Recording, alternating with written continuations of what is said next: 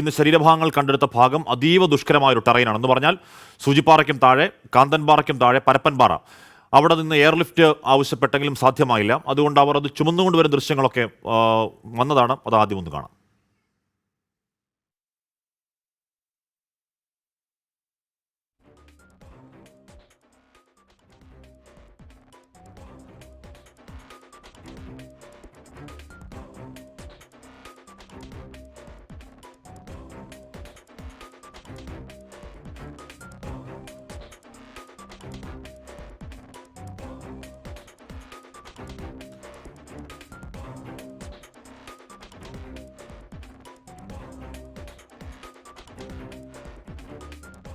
ശ്രീ അലി, ഞാൻ ആദ്യം അലിയിലേക്ക് പോകുന്നു. ശ്രീ അലി, എന്തുകൊണ്ടാണ് നിങ്ങൾക്ക് ഇന്ന് കിട്ടിയത് 2 ശരീരഭാഗങ്ങളാണ്, ഒന്ന് കാലിൻ്റെ, 3 ശരീരഭാഗങ്ങളാണ്, ഒന്ന് കാലിൻ്റെ ഭാഗങ്ങളൊക്കെയാണ്. എന്തുകൊണ്ടാണ് അത് അത്രയും ദുഷ്കരമായ ഒരു ടെറൈനിലൂടെ നിങ്ങൾക്കത് ചുമന്നുകൊണ്ട് വരേണ്ട സാഹചര്യം ഉണ്ടായത്? എങ്ങനെയാണ് അലി? അത് കാലാവസ്ഥ പ്രശ്നമായതാണോ?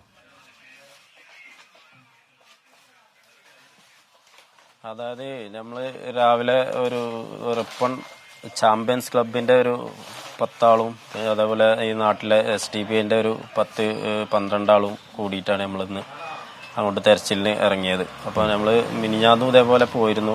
അന്നും ഇതേ അവസ്ഥ തന്നെയാണ് പറയാനുള്ളത്. അപ്പോൾ നമ്മളവിടെ 12 മണിക്ക് ഇത് റിപ്പോർട്ട് ചെയ്തിട്ടുണ്ട്. അതിന് ശേഷം പിന്നെ എയർ സംവിധാനം വരും എന്ന് പറയാനല്ലാതെ നമുക്ക് ഒരുപാട് വെയിറ്റ് ചെയ്തു, കിട്ടിയില്ല. അപ്പോൾ ഇതന്നെയാണ് മിനിഞ്ഞാന്നും സംഭവിച്ചത്.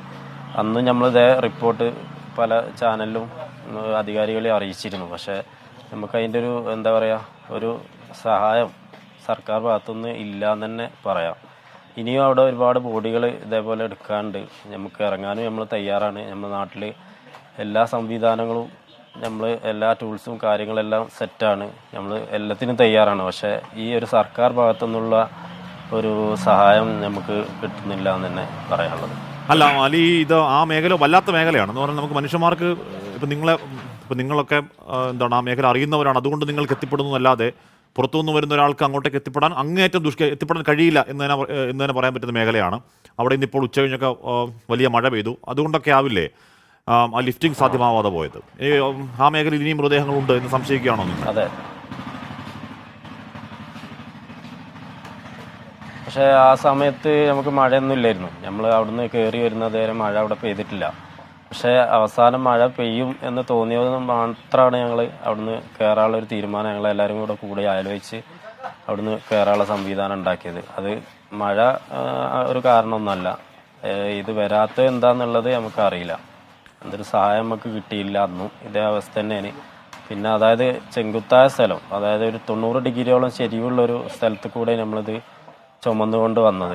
അപ്പോൾ നമുക്ക് മഴ ഇല്ലെങ്കിൽ കുഴപ്പമില്ലാതെ വരായിരുന്നു. പക്ഷേ മഴ നമുക്ക് വല്ലാതെ നല്ല ബുദ്ധിമുട്ടിച്ചിട്ടാണ് നമ്മൾ ബോഡി ഇവിടെ എത്തിച്ചത്.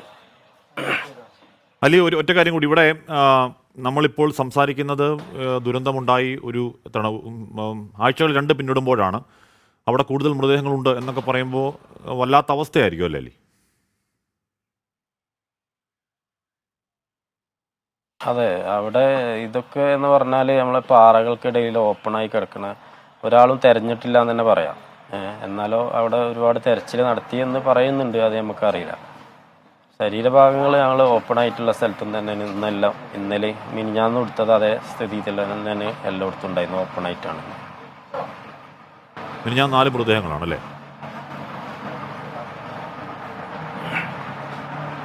മിനിഞ്ഞാന്ന് 4 കണ്ട്, ഇന്നിപ്പോൾ 3 എണ്ണമാണ്. കാലിൻ്റെ ഭാഗമാണ് ഫുള്ളായിട്ട് തന്നെ ഉണ്ട്. ഒരു ബോഡി മൊത്തം ചുമക്കാനുള്ള ഒരു വെയിറ്റ് തന്നെ ബോഡി മൊത്തത്തിലുണ്ടായിരുന്നു. 3 ഞങ്ങൾ ഒന്നിലാക്കിയിട്ടാണ് ഏറ്റിയത്. അലിയും, ഏറ്റവും കൂടുതൽ സർക്കാർ പറയുന്ന കണക്ക് 130ആണ്. അവിടുത്തെ ഇപ്പോൾ പുഞ്ചിരി വട്ടത്തെയോ മുണ്ടക്കയിലെയോ ആൾക്കാരോട് ചോദിച്ചാൽ അവർ പറയുന്ന കണക്ക് നമ്മളെ പേടിപ്പിക്കുന്ന കണക്കാണ്. ഇനി 130 എന്നത് മുഖവിലേക്ക് എടുത്താൽ തന്നെ അതിനുള്ള ഒരു ശതമാനമെങ്കിലും മറുപടി, ഇപ്പം 130 മനുഷ്യർ അങ്ങനെ ഒന്ന് കാണാതെ പോവോ എന്ന ചോദ്യം അവിടെ നിൽക്കുകയാണ്. മാത്രമല്ല ഇവർ ജീവിച്ചോ മരിച്ചോ എന്നറിയേണ്ടത് ബന്ധുക്കളുടെ ഏറ്റവും അടിസ്ഥാനപരമായ ആവശ്യമാണ്. അവരുടെ അല്ലെങ്കിൽ ജീവിതകാലം അത്രയും വഴിക്കണ്ടുമായി തിരിച്ചു വരും എന്ന പ്രതീക്ഷയിൽ കാത്തിരിക്കൽ സാധ്യമല്ലോ അലി.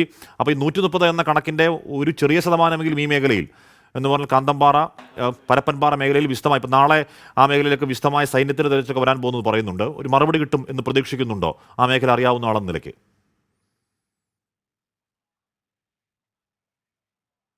അതെ, പിന്നെ അവിടെ എന്തായാലും ഉണ്ടാവും. കാരണം പിന്നെ നമ്മളിപ്പോൾ ഒന്ന് രണ്ട് സ്മെല്ല് നമുക്ക് ഒരു പ്രധാനമാണ് ഈ ബോഡി കിട്ടാൻ.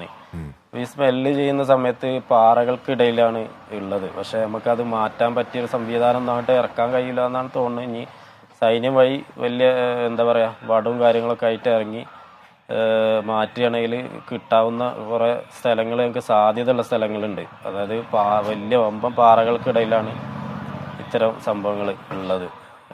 അതേപോലെ തന്നെ ഇനി താഴോട്ട് ഒരുപാട് സ്ഥലങ്ങൾ തിരയാണ്ട്.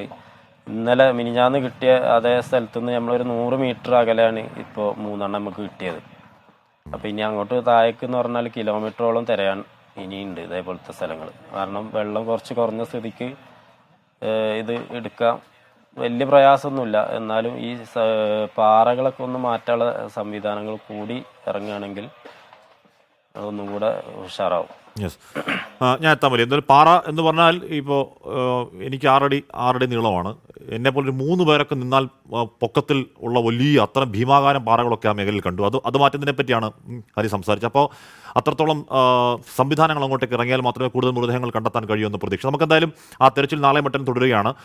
ഇപ്പോൾ മന്ത്രി കെ രാജൻ എന്ന് പറഞ്ഞ അവസാന മൃതദേഹം വരെ തെരച്ചിൽ തുടരുമെന്നാണ്. എന്തായാലും അതെത്രത്തോളം പ്രാക്ടിക്കൽ ആകുമെന്ന് അറിയില്ല. ഒരു മഹാദുരന്തത്തിൽ എല്ലാ മൃതദേഹം കണ്ടെടുക്കൽ സാധ്യമാകുമെന്നോ, അല്ലെങ്കിൽ പരമാവധി തെരച്ചിൽ നടക്കട്ടെ, പരമാവധി മൃതദേഹങ്ങൾ കണ്ടെടുക്കട്ടെ. അത് ഇപ്പോൾ ജീവിച്ചിരിക്കുന്ന ബാക്കിയുള്ളവർക്ക് മൃതദേഹങ്ങൾ അതേത് അവസ്ഥയിലാണെങ്കിലും കിട്ടുക എന്നുള്ളത് പ്രധാനം.